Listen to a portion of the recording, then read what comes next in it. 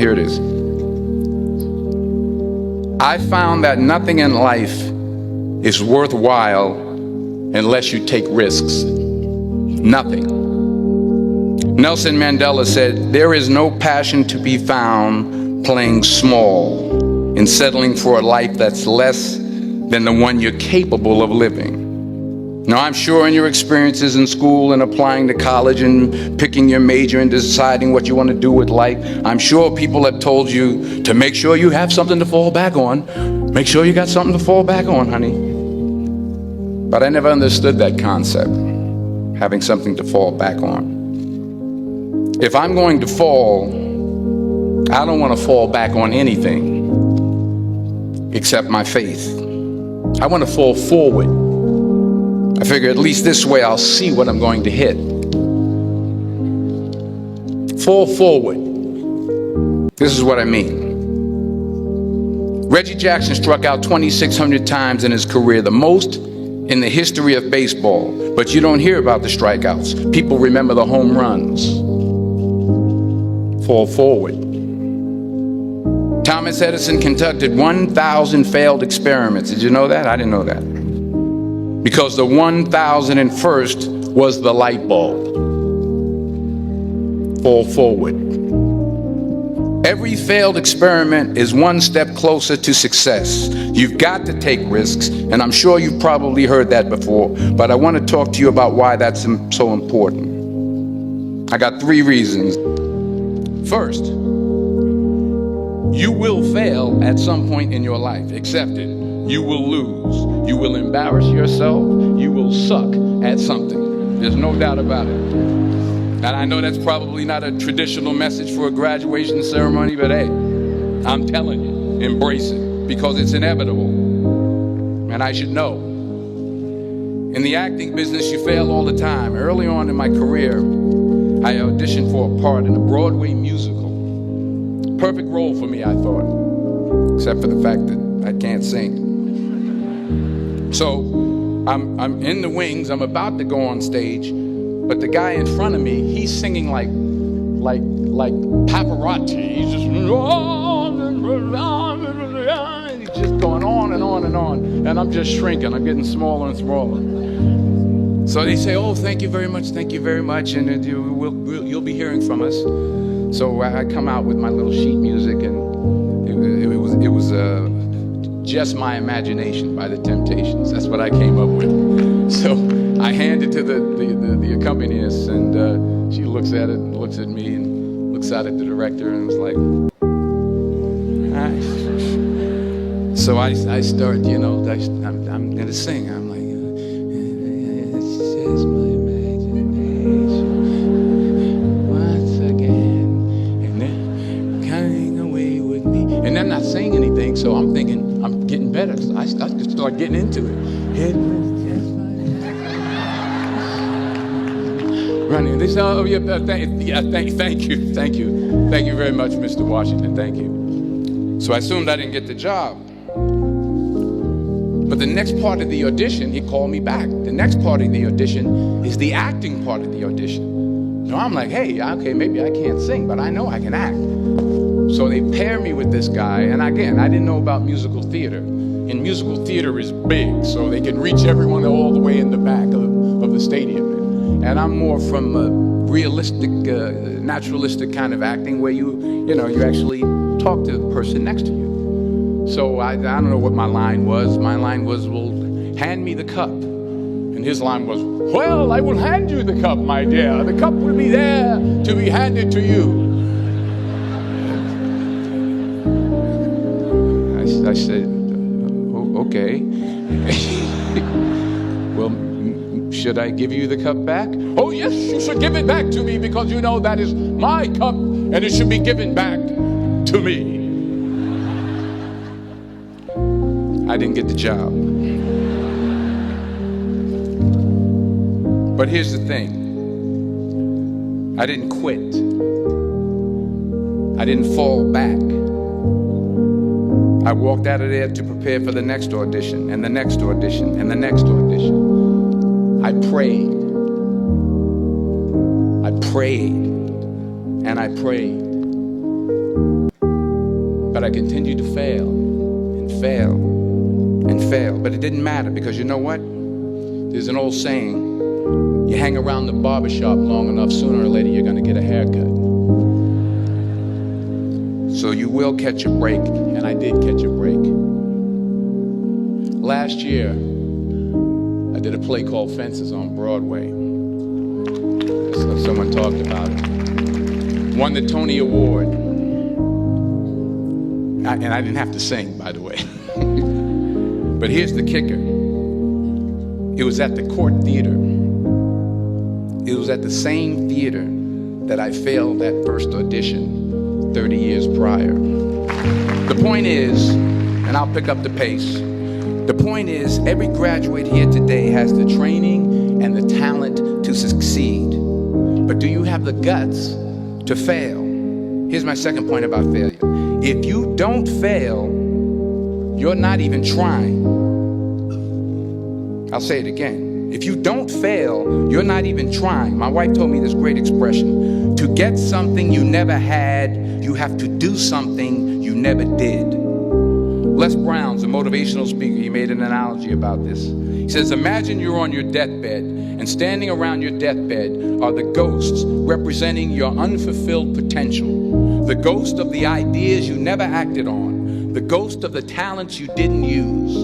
And they're standing around your bed, angry, disappointed, and upset. They say, we came to you because you could have brought us to life, they say. And now we have to go to the grave together. So I ask you today, how many ghosts are going to be around your bed when your time comes? You've invested a lot in your education, and people have invested in you. And let me tell you, the world needs your talents. Man, does it ever. The world needs a lot, and we need it from you.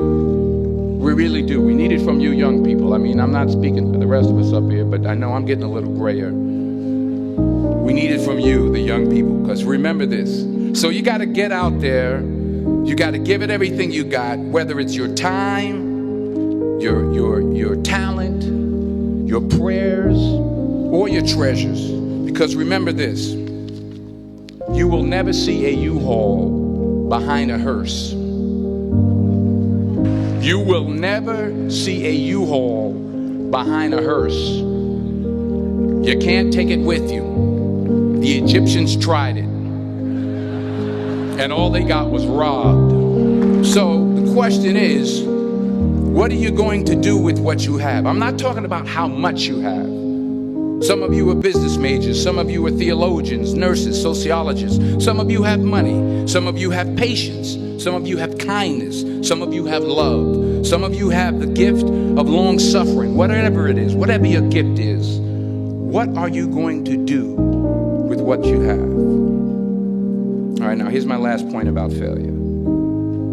Sometimes it's the best way to figure out where you're going. Your life will never be a straight path.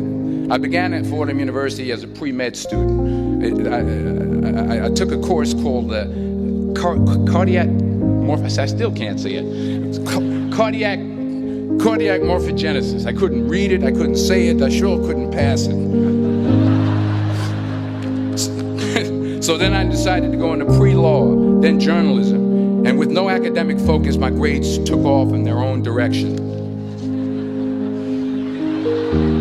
Yeah, down. I was a 1.8 GPA one semester, and the university very politely suggested that it might be better to take some time off.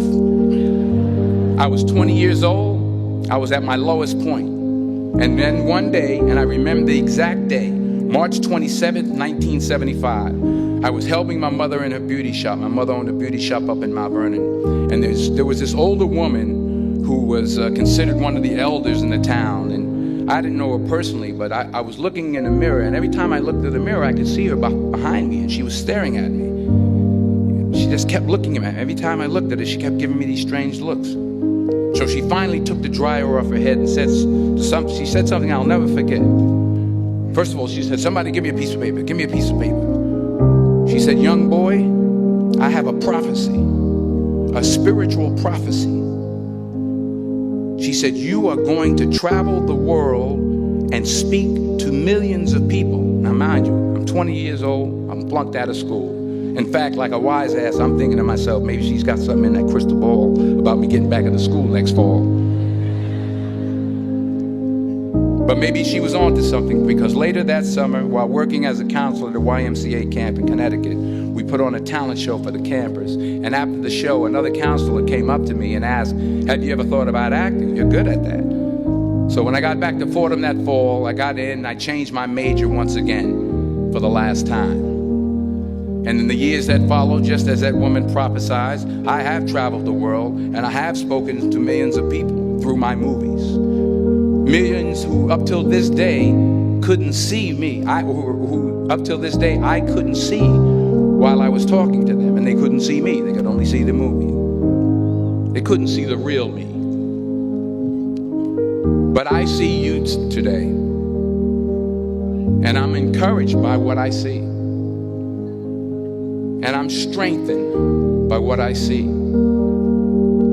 And I love what I see.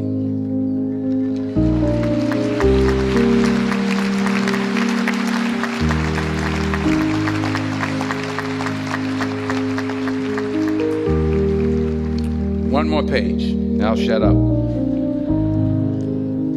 Let me conclude with this one final point, and actually the president kind of brought it up. It has to do with the movie Philadelphia. She stole my material. Many years ago, I did this movie called Philadelphia. We filmed some of the scenes right here on campus. Philadelphia came out in 1993. Most of you were probably still in diapers. Some of the professors too. But that cracked me up. But it was a good movie. Rent it on Netflix. It's a good movie. Rent it. I get 23 cents every time you rent it, please. True. Parents up there, rent it. Netflix, please. Tell your friends too. It's about a man played by Tom Hanks who's fired from his law firm because he has AIDS. He wants to sue the firm, but no one's willing to represent him until a homophobic ambulance chaser lawyer, played by yours truly, takes on the case. In a way, if you watch the movie, you'll see everything I'm talking about today. You'll see what I mean about taking risk or being willing to fail. Because taking risk is not just about going for a job. It's also about knowing what you know and what you don't know. It's about being open to people and to ideas. In the course of the film, the character I play begins to take small steps, small risks. He very, very, very slowly begins to overcome his fears. And I feel ultimately his heart becomes flooded with love.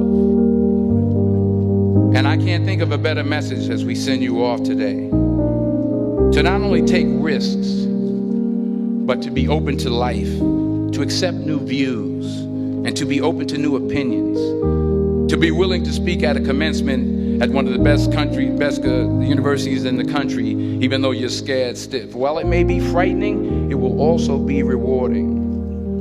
Because the chances you take, the people you meet, the people you love, the faith that you have, that's what's going to define you. So members of the class of 2011, this is your mission. When you leave the friendly confines of Philly, never be discouraged. Never hold back. Give everything you got. And when you fall throughout life, and maybe even tonight after a few many glasses of champagne, remember this: fall forward.